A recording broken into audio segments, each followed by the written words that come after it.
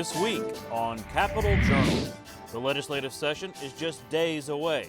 We'll get you caught up on what to know ahead of Tuesday. With all the construction going on near the State House, Randy Scott reports on the parking situation for those visiting the legislature. Jeff Sanders reports on more talk over the state's online sales tax and a lawsuit that threatens that revenue stream. And Alex Engel has the latest from Washington, where Alabama's delegation remains engaged in the health care debate. Joining us in studio this week, former U.S. Senator and now Democratic candidate for governor Doug Jones talks about his campaign. House Minority Leader Anthony Daniels tells us what we can expect from the upcoming session. And Michael Lowry of the Alabama poll shares some of his latest data on voter opinions leading into 2026. That's all next on Capitol Journal.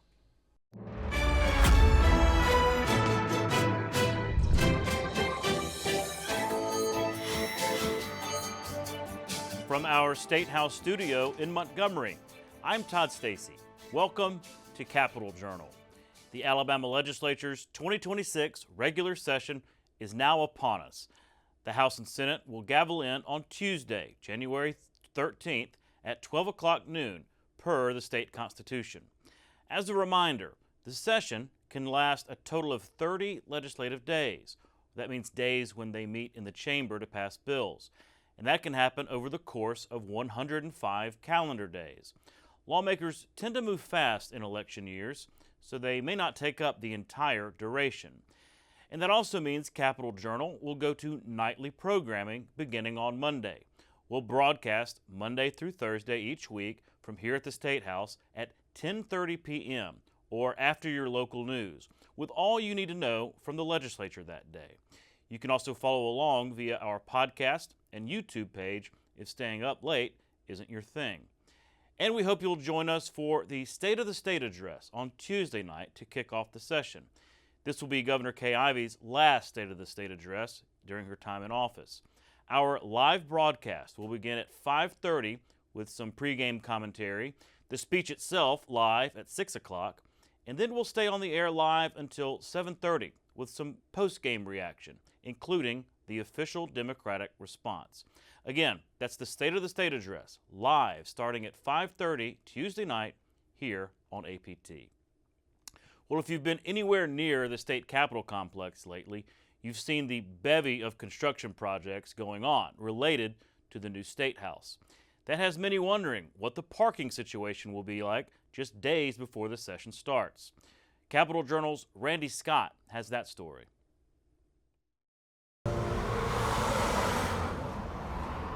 You're looking at some expensive real estate in the capital city, parking spaces. With the 2026 regular session days away and sections around the state capitol altered due to construction, you can believe this is going to be a challenge for some people. Parking downtown is kind of a disaster in the Capitol complex. Take, for instance, Emma Butler and Anna Dixon Beck. Both ladies work together downtown and know how the changing landscape affects people who work here and those who come for a visit. We are really lucky because we get to park in a parking deck, but I know that there are some state agencies that are driving they're walking from the Crampton Bowl to their offices. Parking is very hard. I mean, if you go further downtown, it may be easier. A big part of the political process is being able to watch lawmakers hard at work with the people's business. But as you can see, with construction going on around the State House, with a new garage and a new State House, parking in this area is at a premium, which makes it difficult for citizens to get here to see them in action. But there are those who think this will soon be fixed. One such person is Representative Chris Pringle, Speaker Pro Tem of the Alabama House, who says lawmakers have close parking and soon citizens will too. For the public, yes, it's been a problem. It's been a problem for years. And hopefully with the new parking deck, which will be open next week, doesn't look like it, but it will be open. I don't think we're going to be open for public parking there, but all of the employees that we have that are taking up the other parking spaces are going to move to the new parking deck, which will free up some other spaces around the Capitol complex. Representative Pringle says this construction may be a headache now, but it will provide people with a better view of the government working once it's done. The whole purpose of this new building is transparency. I mean, every committee room will be broadcast on the internet. You can stay at home and watch us in every committee meeting, cast every vote. You can watch us on the floor, cast every vote. People hope the work wraps up soon to ease some stress. Like, I've heard people say that they've walked in the pouring rain, have their shoes soaking wet, and like that's not fun. And you don't want to wait 30, 45 minutes just to go to your car. They are making strides, but maybe we'll get there one day. In Montgomery, Randy Scott, Capital Journal. Thank you, Randy. One issue that could crop up in this session is the Simplified Seller's Use Tax, better known as the online sales tax. A number of cities have sued the state, arguing they are being shortchanged by that tax, while many other city and county governments warned that a ruling suspending that tax would disrupt a critical revenue stream. You know, the state of Alabama is very diverse. There's areas that are very rural. There's areas that are very large and metropolitan. And this SSUT money is very important all across the state of Alabama. Just this past year, we have had several municipalities that have relied on sheriff's offices to take over law enforcement services in their cities, and there's a reason for that. The sheriff is the supreme law enforcement officer of every county.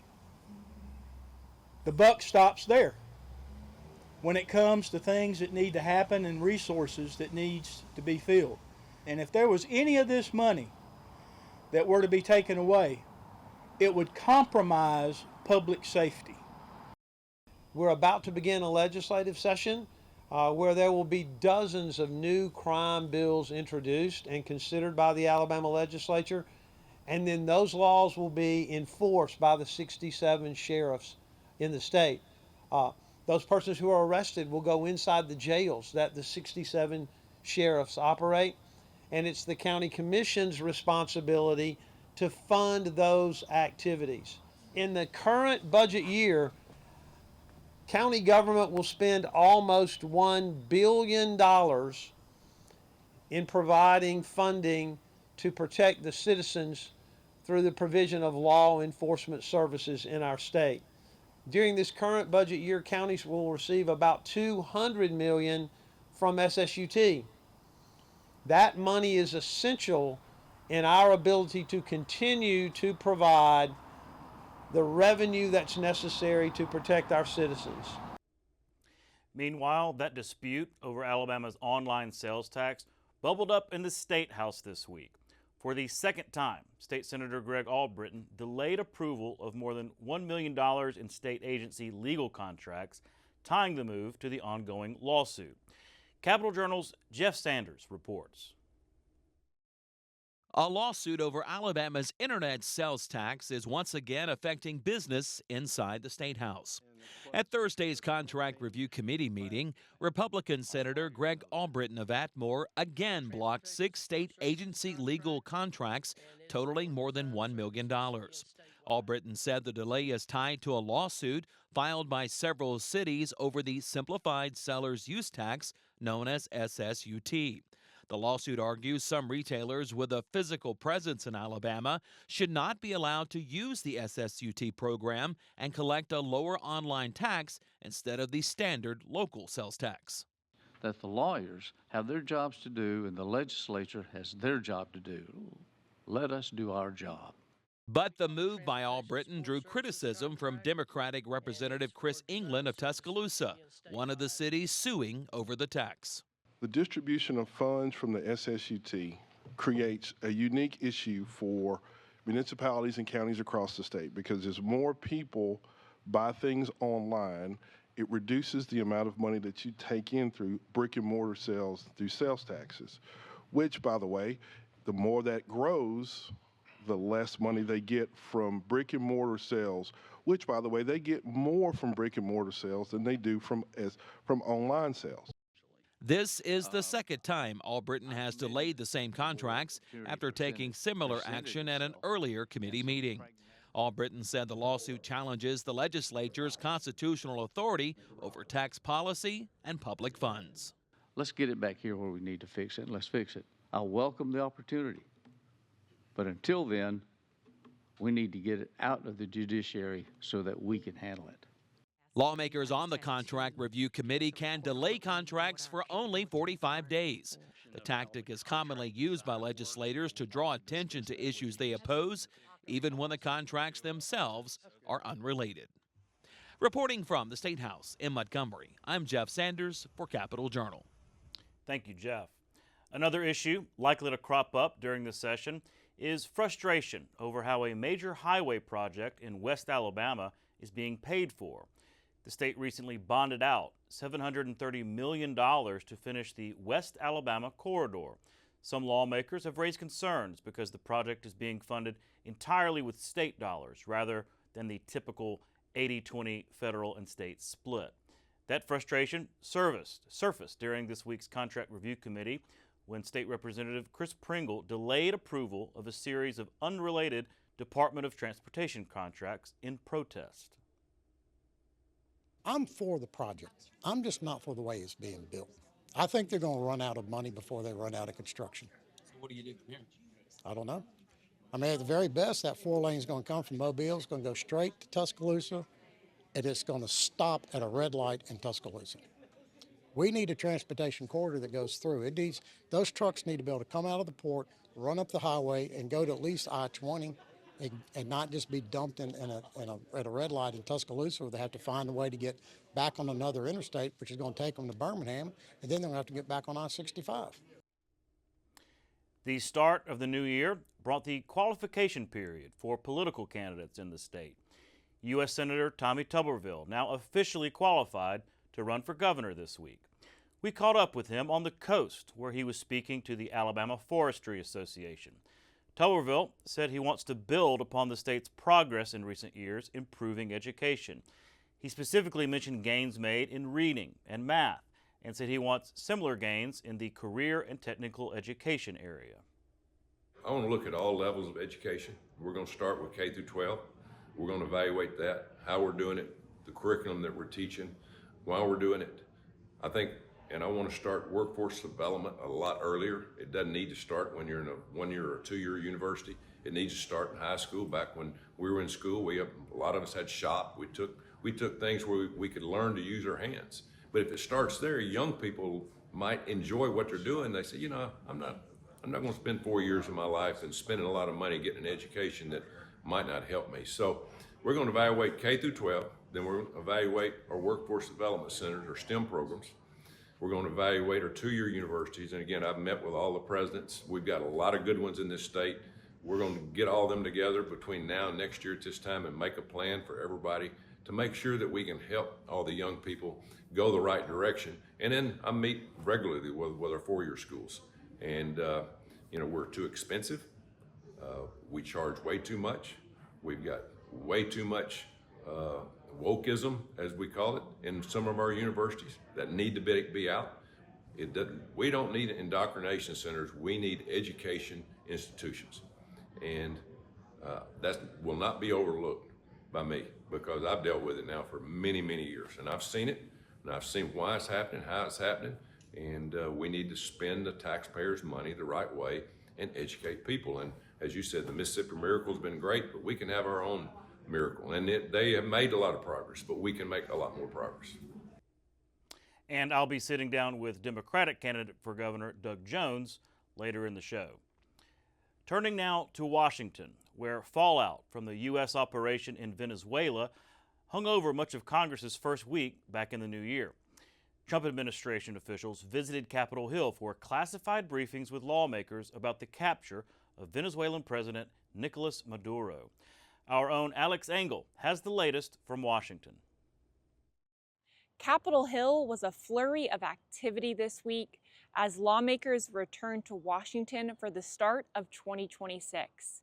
Congress has a big to-do list in this midterm election year, but much of that work was quickly overshadowed by the aftermath of the Venezuelan raid. Following the U.S. military operation in Venezuela, Alabama's federal delegation, like much of Congress, was split on party lines on how they viewed the attack.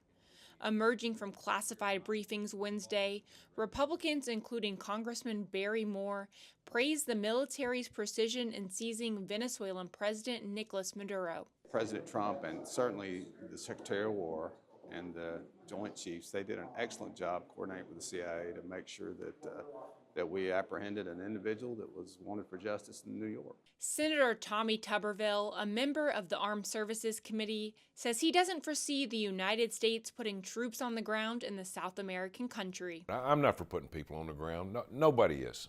I don't think that will happen.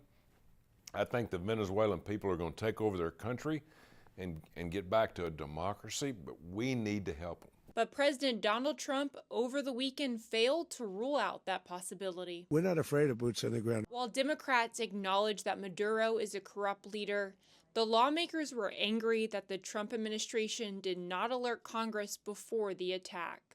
Congresswoman Terry Sewell called the administration's failure to seek congressional approval, quote, extremely alarming.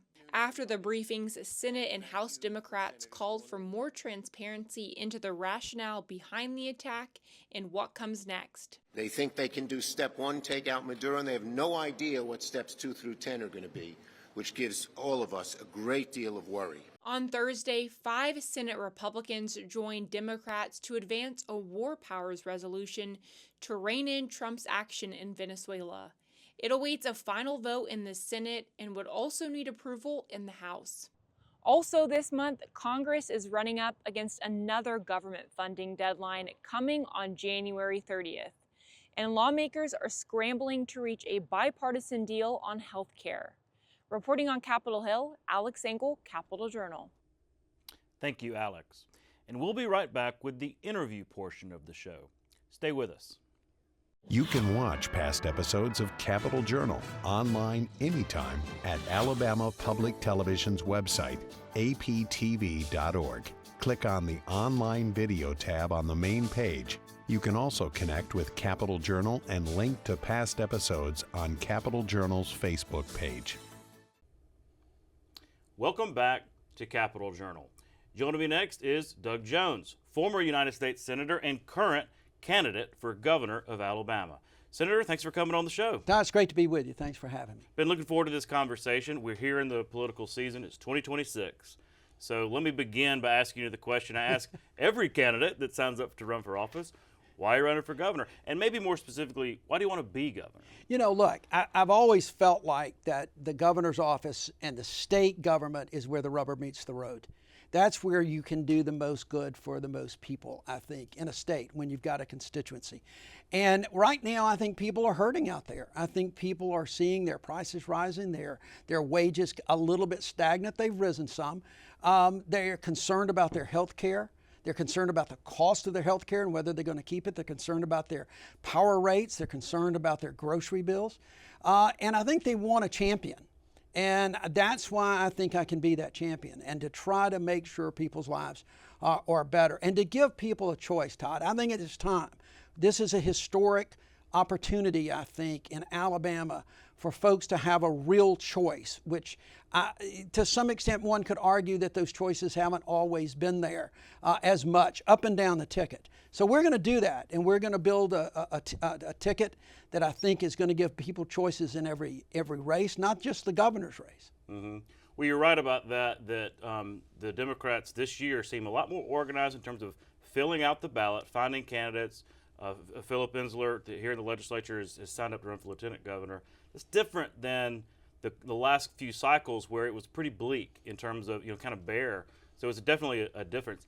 Interesting you brought up the economic issues, because we're going to go over some polling later in the show showing that voters really do care about those kind of things.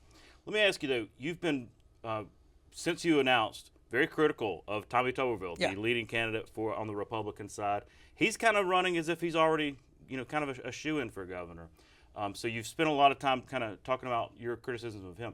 Do you think you would have gotten in the race if it wasn't for a Tommy Tuberville type candidate that you have specific disagreements with? It's hard to say. Look, we've been looking at this. I've been having people encourage me to do this for the last 2 or 3 years, whether it was the run for the Senate again. But mostly it was interesting. Most people focused, even before he announced he was running, wanted me to try to run for governor to help rebuild the party, to recruit those candidates that you were talking about just a few minutes ago to try to be on the ticket that is running under the Democratic banner.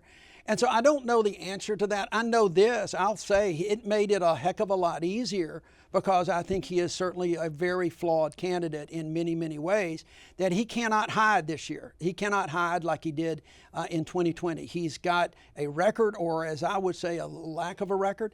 And many of the issues that people are facing now with their affordability and their health care, they go straight back to some of the votes that he has taken. So it certainly made it easier.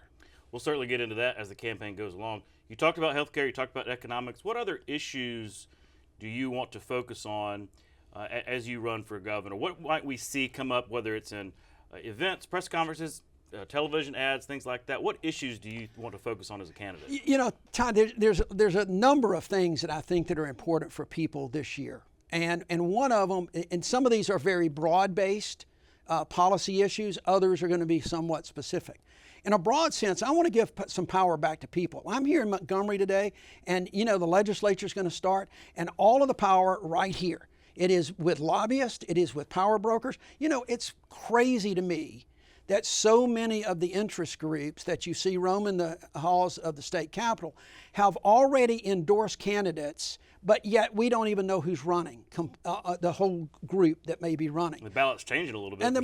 And why is that? And it's because they want to intimidate people. They want to rig this system to try to keep candidates out and to make sure folks know that they may not have a shot. And I just don't think that's Alabama. I don't think that's democracy. So we're going to be talking about ballot initiatives. We're going to be talking about ways to get power back into the hands of the people of the state of Alabama.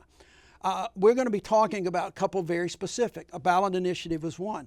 We're going to be talking about a lottery. If we'd have had a ballot initiative, we'd have already had a state lottery because people in this state want a lottery. And where that money will go, I think that is going to be a significant issue because we're going to be losing money in state government over the next several years. Everybody knows that, whether it's education, health care, you name it. Teachers are going to need this. Law enforcement's going to need it.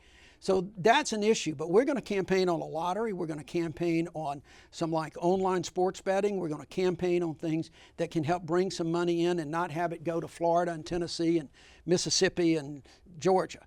On a broader perspective, I think healthcare again, just like it was in my race in 2017. Healthcare and the ACA subsidies and Medicaid expansion is a big deal. Right now, as we sit here today, there are so many people whose insurance rates are skyrocketing. They are going sky high. They're going to lose ACA subsidies because people in Congress will refuse to help people out to benefit from those subsidies. And in Alabama, we've got so many people that are going to get hurt. We've got so many hospitals that are closing in the rural areas. We're going to use those specifically to talk about. Education's always a big thing. It's a number one issue, I think, on a lot of people's mind. And we want to give some people the opportunity to have a say. Here's where I have some real disagreements with what's going on in Montgomery. We've done some pretty good job in early years. We did, for instance, I just saw something about the reading on third grade levels and how that's improved. But it's improved because there was money going into those school systems. And it was federal dollars going in. It was COVID money going in. We don't have that anymore. How are we going to sustain that literacy going forward when the budget is not there? We got to work on that. I am very concerned about the CHOOSE Act. I understand people would like to have choices to get to better schools, but I got a real problem with paying taxpayer money going to private schools that have no accountability to the state government. I don't think that that is a proper way to do. So we're going to be looking at those issues. That's just a few. I could go on about the things that we're going to be looking at. Well, we love to talk about issues, and that's why I asked you. We want this to be as substantive of a campaign as possible because we don't know what happens on the television ads and all that kind of stuff. That's what this space is for. But I'm curious about that because you were a United States Senator for 3 years, much different than being governor. Yeah. So I'm curious how that kind of process, I mean, if you had kind of remind yourself, reacquaint yourself with the interactions of state government versus federal policy. Yeah, of course. I mean, the good thing for me is that I've lived in this state all my life. I've grown up here. I was working with folks. I interned with Bill Baxley in the Attorney General's office when I was in college, and the Ethics Commission when I was in college. I've grown up with state government and worked with state government for years before I worked as a staffer for Senator Howell Heflin from Alabama. So yeah, things change, but by and large, I think I've got a pretty good handle and familiarity with state government, unlike others who hadn't even lived in Alabama, probably still don't. But the fact is, it's real easy to pick that back up and to come focus. The biggest problem right now is getting around Montgomery. That's what's changed so much. All the construction and the buildings going up with the RSA and other things, and it's a different world than it was back when I was in school. Oh, tell me about it. We're basically in a construction zone, and we'll be for a while. Of course, you got EJI up on the hill. Absolutely, it's fascinating. You mentioned 2017. It strikes me, and just to remind folks, that's when you won that special election. It was in December, I think. December it was, 2017. Because Sessions was appointed AG, right? Open Senate seat. Those used to not come around very often. Now they're coming around quite a bit. But you were successful, and it's my recollection that you were able to build this coalition. It didn't hurt that you had Roy Moore to run against, but there was this coalition of obviously Democrats who were excited, who reinvigorated. You had Republicans either not vote or vote for you, and I think you got a lot of the share of independents. Again, propelled you to victory in 2017. Fast forward, 2020, you were defeated by the very person you're likely to run against in Tommy Tuberville. So here we are in 2026. How do you rebuild that coalition, knowing that the state has really only gotten more Republicans since then? How do you recreate that successful coalition that propelled you to victory back then? We didn't build that coalition. The coalition was built for us with the circumstances. And that's where we are today. That coalition is still there because there are so many people dissatisfied with their state government. If you look at what Park has done and some others, every year for 20 years, more than a majority of the people in Alabama said that Montgomery does not answer to them. They don't listen to them. They don't care about their needs. They come down here and do other things. So I think that coalition is just there, and you've just got to remind people of what's important to them and get them to vote that way and look at issues. That's what we're going to be doing. It's not a question. When you build a coalition, you're automatically trying to exclude somebody. We're not doing that. We're going to be going into every county across this state, talking to people, and more importantly, Todd, we're going to be listening to people. We want to know what their concerns are. I really believe, unlike Tip O'Neill, who used to say all politics is local, I don't disagree with that. But I also think in today's world, when people are concerned about their families and how they're going to put food on the table, how they're going to get clothes for their kids, how they're going to get their kids' education, all politics is personal. And that's not from a selfish standpoint, but they have got to survive. They've got to live, and they want to live and grow in the state of Alabama and thrive in the state. So we've got to build an economy around that. We've got to get them working. We've got to build up that workforce that we've got such a low participation rate in. And when you do that, I think it lifts all boats and the economy grows in these areas. Get those hospitals open back up as well. Big issue there. You mentioned Tip O'Neill, and yeah, that's been the old adage, all politics is local. You know, there are some that have argued here recently, to my chagrin, I don't wish it was like this, but a lot of politics has just become national. People are glued to cable television. They silo themselves off. You can get whatever you want. If you're conservative, you can watch Fox News. If you're liberal, you can watch whatever. So a lot of politics has become national. Knowing that that's the case, how do you get folks to focus on Alabama versus maybe some of the focus of the National Democratic Party that may be unpopular here? We ignore the national news. We go to people and talk about what they want to talk about. It was interesting as you were describing politics getting national, you talked about the media more than you talked about people. Sure. It's the media that has been driving the national politics. When I grew up, it was all local because we didn't have 24-hour news. We didn't have people on their cell phones all the time getting alerts and that sort of thing. we're going to be going in and talking to people, and we're going to be listening to people, and we will help drive local news coverage. And I say news, information. That's what we're going to be doing. And yes, people need to understand Alabama is a state that is unique. It is unique in the South, much less the United States. So this is not cookie cutter politics for Republicans or Democrats, because let me tell you, I know there's a lot of people in Alabama that criticize Democrats on a national level, and they should. I've done that as well. But there's a lot wrong with the Republican Party these days, too, especially with the lack of respect for the rule of law and institutions of government. And I think people are also seeing that, and they're becoming very concerned about the state of American democracy. Well, look, I hope we're going to be able to have you back on Sure. Capitol Journal as the election goes forward. Maybe even a debate. Would you be open to debate later when we get past the primaries, things like that? Todd, I am always open to debate. If you can, first of all, let me say, I am not taking a primary for granted. I've got a primary. I fully expect to win that primary. But come the general election, if you can get the Republican nominee into debate somewhere, I will buy you dinner, because it is not going to happen. But we'd like a debate all around the state, not just here in your studio. Yeah, we will certainly be pushing for that. Before I let you go, we ask all candidates, do you have a website where folks can learn more about your campaign? Thank you very much. You can go to DougJones.com. You can sign up to volunteer. You can sign up to give money. We're always going to need that. So, yeah, but thanks for asking. But DougJones.com, the response has been extraordinary, Todd. We've had 7,000 contributions in 30 days.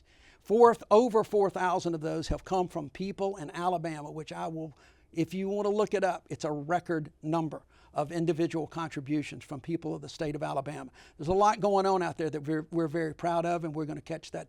We're going to catch the tailwind. Okay. Well, look, thanks again for coming on the show, and good luck on the campaign trail. Thanks, Todd. We'll be right back. You're watching Alabama Public Television, celebrating 70 years of service to Alabama.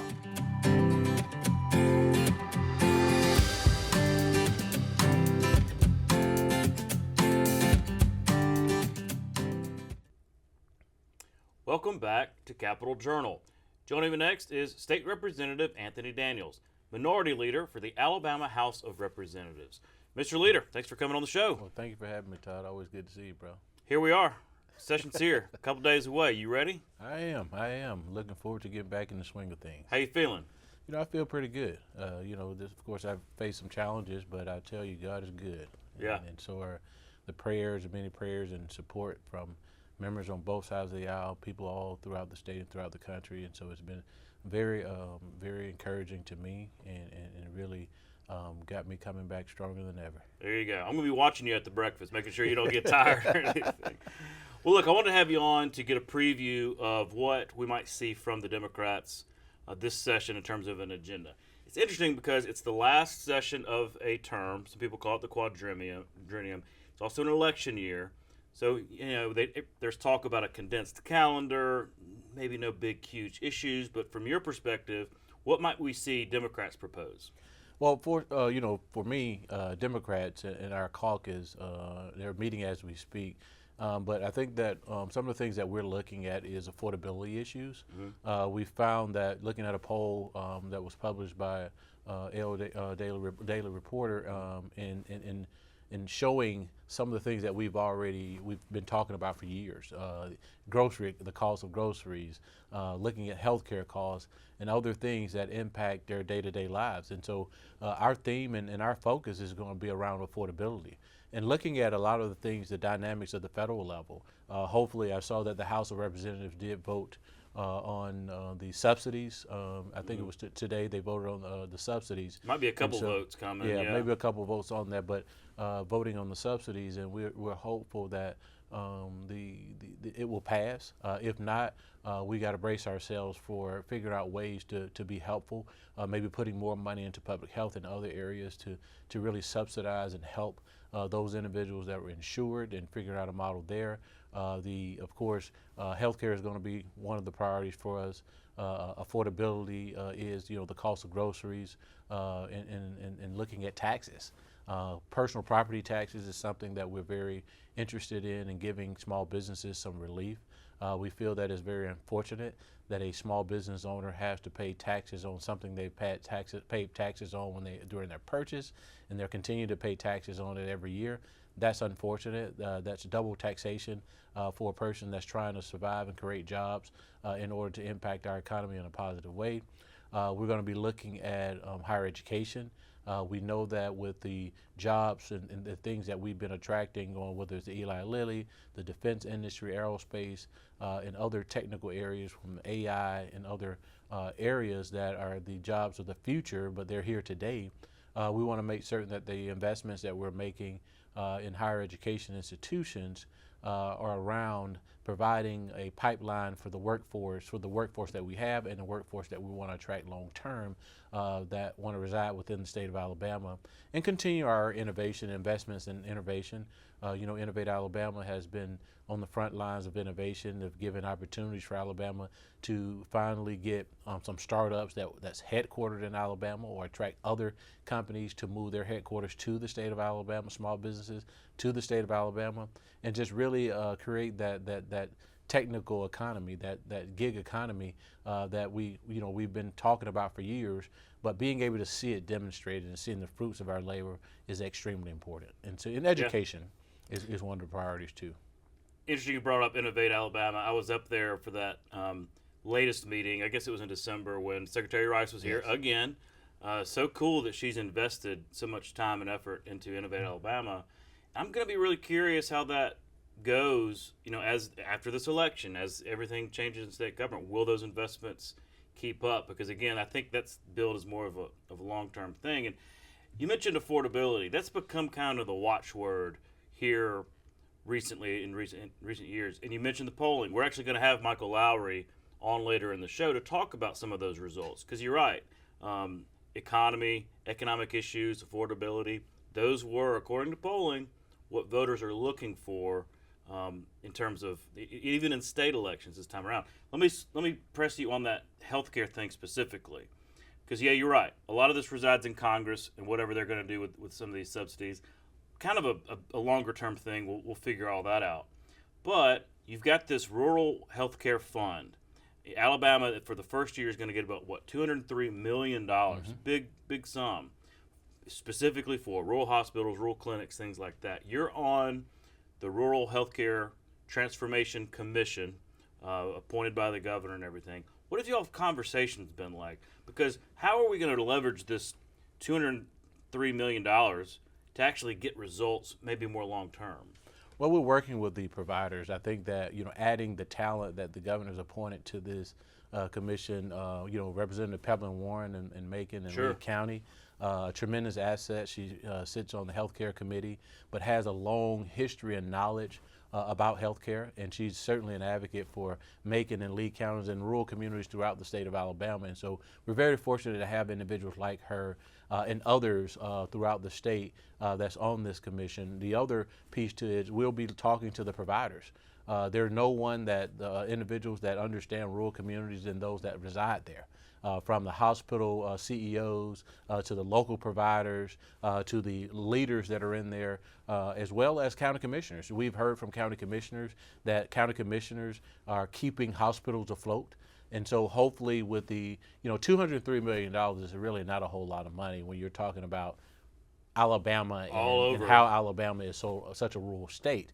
And so, but I think more importantly, when we look at what Congress is working with, hopefully the wage index will become a reality. Right now, I know that it's about 30 miles, but if they move it up to 50 miles, I think that'll give our hospitals that are on the border of other states that have better reimbursements, as well as in proximity to hospitals that are larger, that have been able to negotiate at a higher rate because of how massive they are, in order to increase those reimbursements. And so I think that it could be a win-win situation, and certainly hope that Congress will consider moving in that direction here in the coming months. Yeah, it's a big one, and we want to go deeper on this. Alex Engel's the one that really broke this story about the wage index and for the federal government. It could be a game changer. Now it's kind of a long shot, but we'll be reporting more on that going forward, because you're right. That would, when you see those numbers that California gets, 1.23 per dollar, and we get on the 64 cents a dollar, that doesn't seem fair. And so I'm really interested to see how that goes. I have to ask you about one of your biggest issues from this current term, and that was the overtime tax cut. Hugely popular, but it was temporary because there was a sunset in there, and because of some of the revenue concerns, the legislature allowed it to expire. But now you've got the overtime tax cut included at the federal level in the big, beautiful bill, right, that the president had. Does that put pressure on Republicans, your Republican colleagues, to maybe, have some conversations? Do you see that bill coming back up this session? I do see the bill coming back up this session. I think that for me, I'm realistic. Looking at a lot of the cuts that have happened at the federal level, making certain that we're able to ensure that services to people from a healthcare standpoint and affordability standpoint, and we'll look at a lot of areas dealing with our farmers, making certain that we're able to drive down costs, because we can continue to cut taxes on groceries, but if we're not necessarily controlling costs, every tax cut and then an increase happen after that, then what do you save? Or what have you saved citizens? And so it's more about how do we figure out a way to reduce costs, improve quality, reduce costs, but also look at ways to put more money in the pockets of hardworking individuals and Alabamians especially. And so I think that we're certainly looking at eliminating the income tax on overtime back. We'll want to have some really rich debate on the issue. And for me, we got to look at, and one of my colleagues earlier in a panel earlier in the week, Senator Elliott talked about, let's look at what it actually has done for the economy. Let's look at the return on investment, because when you look at it, it's not necessarily money that's taken from the Education Trust Fund budget. It's revenue that probably would have gone there, but it was captured ahead and going back in the pockets of Alabamians, right? But it also created tax opportunity for more tax revenue for the state of Alabama. Yeah. Sales tax, the individual income tax receipts increased, the corporate tax receipts increased, because if I'm a company and I have 20 contracts where I'm sending out chicken to 20 different vendors, well, if my employees are able to work extra, I may have enough room to add another 2 vendors. Well, what does that do for the state of Alabama's economy? Well, it increases my profit margins, which increases my corporate tax receipts that goes to the budgets that we say are impacted by this. And so I think that when you look at dynamic scoring, the impact of it, you'll see that it's a net gain and actually bring you back more than it's actually taken. Well, we look forward to that debate, because you're right. I think there are many nuances. It may look different at the end of the day than it did at the beginning, what your original bill did. But that's interesting. We'll talk about, there's obviously a Republican supermajority in both the House and the Senate. And yet, so your caucus and the Senate caucus has to work with that, right? You can't change the math. So how do y'all go about strategically finding ways to work with Republicans to get those wins on certain issues that are important? Well, we certainly expect this session to be going by fairly quickly. Not necessarily, the days will still be captured, but we'll likely see more days on the calendar for actual session days. And so that'll certainly create a limit what you can get through the process. Sure. And so what we want to do is be able to prioritize certain pieces of legislation. As you saw, I wrote an op-ed earlier in the week about a piece of legislation that myself and one of my Republican colleagues are going to bring forward in the House of Representatives, dealing with individuals that are donating that are organ donors.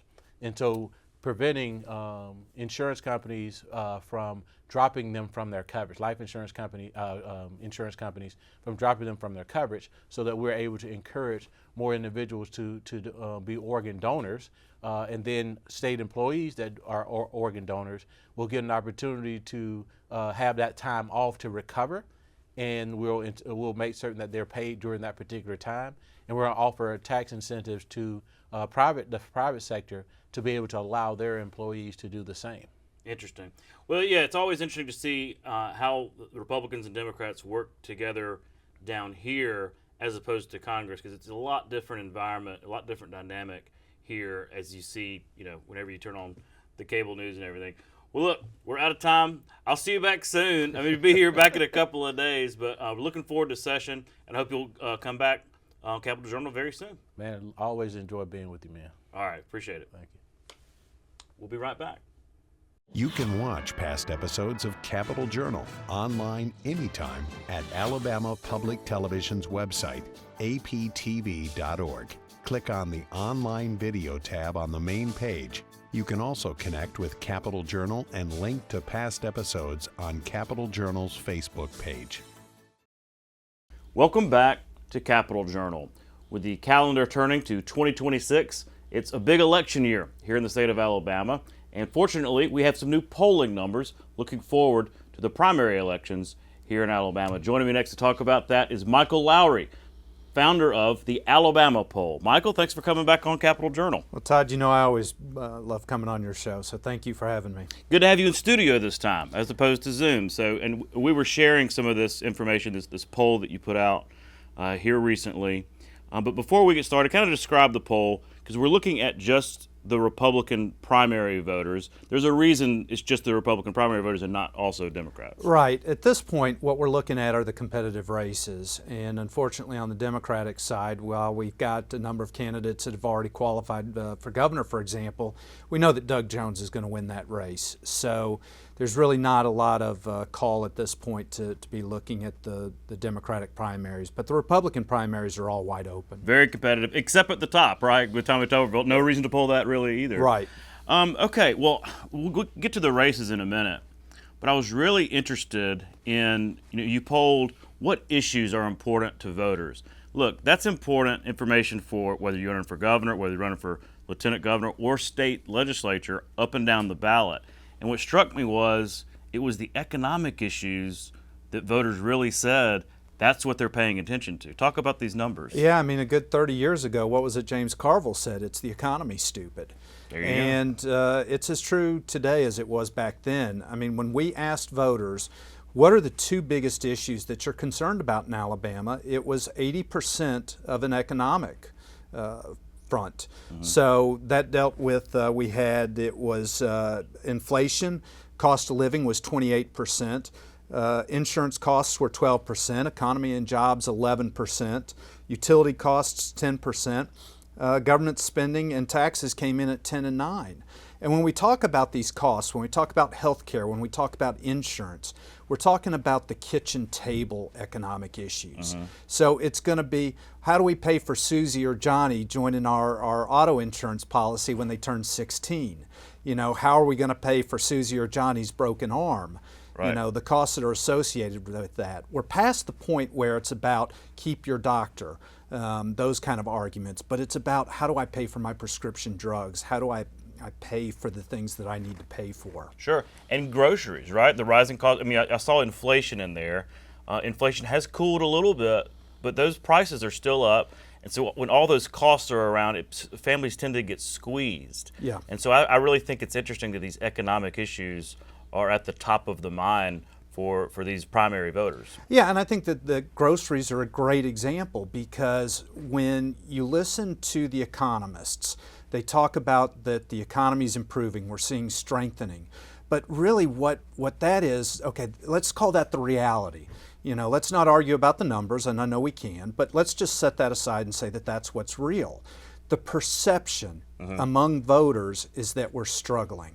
And perception is always going to beat the reality when it comes to elections. Sure. And if you're a candidate running in a primary that's going to be decided in May 2026, you had better be talking about what the perception of voters is. Yeah, interesting. And you brought this up earlier in our event earlier today was, the legislature did cut that grocery tax.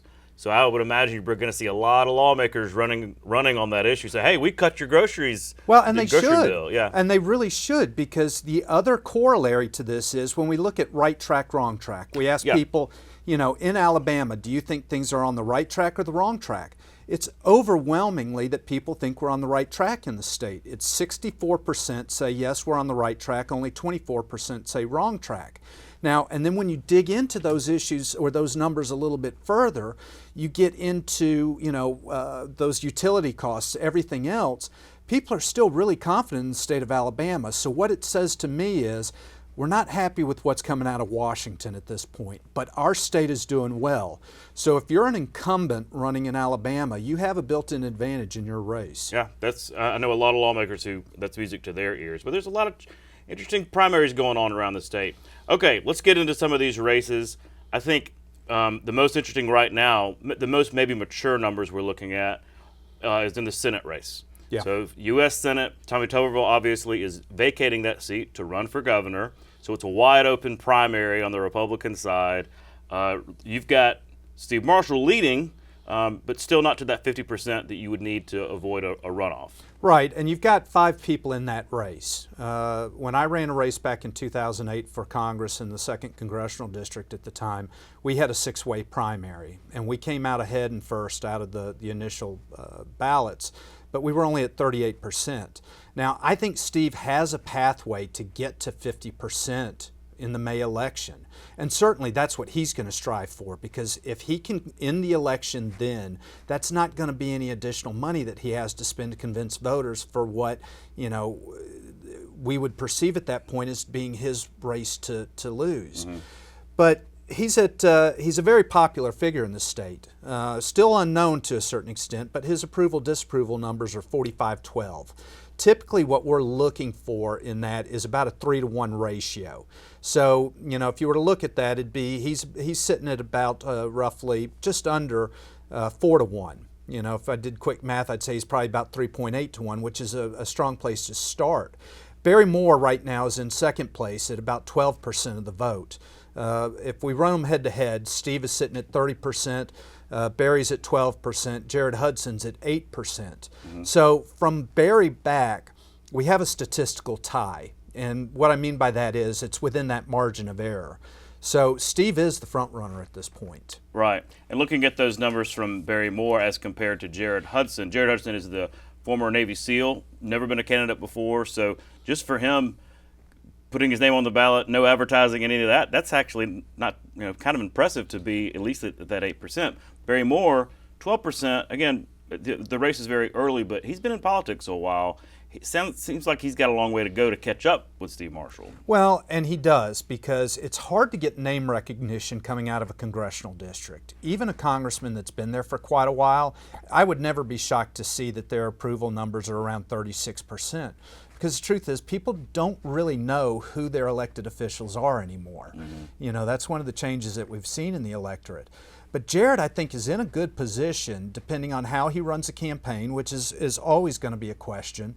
But Alabama has a tradition where we get 2 front runners, and then a third candidate runs right through the middle while those 2 guys are attacking each other. I think we've seen that before in Alabama politics. I'm thinking of Bentley, James, and Byrne back in the day. And we certainly, like our guys that can stay out of the fray. Yeah, if somebody's attacking, yeah. So Jared has a pathway to do this. Now, going back to Barry Moore, the problem that Barry really has with it is being a congressman from a limited district, okay, representing the Wiregrass, until very recently part of Montgomery, and now more recently over into the Mobile area. Within his own congressional district, he's suffering a little bit on his approval-disapproval numbers. Just to put that into perspective, in Birmingham, he's a 14-5 approve-disapprove, which is fairly what you would expect. Dothan, he's a 61-28. So he's got higher approval numbers there, but he's also got higher disapproval numbers. And then when you get over to Mobile, he's basically a 1-to-1 when I talk about my ratio. He's at a 26 to 23. Mm-hmm. And that's a problem. Because we always talk about when you run a campaign, you want to make sure that you hold your base. And if you're a congressman, your base has to start with your own congressional district. So for Barry, he's got to overcome the disapproval numbers and strengthen his approval numbers in his own congressional district. We're almost out of time, but I wanted to hit on the race for Attorney General real quick. We have all these candidates on. We're looking forward to having all of them on. This is a race where nobody's really pulled ahead because it's very low, in terms of how they even know these candidates. A little bit of a lead for Jay Mitchell, the former Supreme Court Justice, but Catherine Robertson, who works for Steve Marshall, has gained a little bit in that race. Yeah, and what we've seen there is it's a 12-10-7 with Pamela Casey at the 7%. So those guys are all within, one bunch, which I would call it basically a statistical tie. I think you were the one that mentioned it to me earlier, that the case for Jay Mitchell, now he's run statewide. That's right. But again, you don't necessarily know who your elected officials are, and the fact that he was on the Supreme Court, that one's wide open. A lesser known, yeah. When undecided is winning in the 70s, you Yes. know that race is wide open. But I'll say this to finish the thought here. Catherine Robertson, from my last poll in August, I've actually seen her numbers improve. And part of that, I think, is she has been advertising up in the Huntsville area, to my understanding. So I think that once you start putting money into a race, you're going to see your numbers improve. Absolutely. We're going to see those campaign ads start in real earnest here very soon. Michael, we're out of time. Thank you for sharing these poll numbers. People can get it at alabamapoll.com. Again, thanks for coming on Capitol Journal. Thanks, Todd. I'll come anytime you call me. We'll be right back. Since 1997, Alabama Public Television has provided programs, services, and resources to child care professionals, teachers, and parents. Visit aptv.org/education to learn more. That's our show for this week. Thanks for watching. I hope you'll join us for our live coverage of the State of the State address on Tuesday night, beginning at 5:30. We'll have special guests with commentary before and after the speech, right here on Alabama Public Television. From our Capitol Journal team, I'm Todd Stacy. We'll see you next time.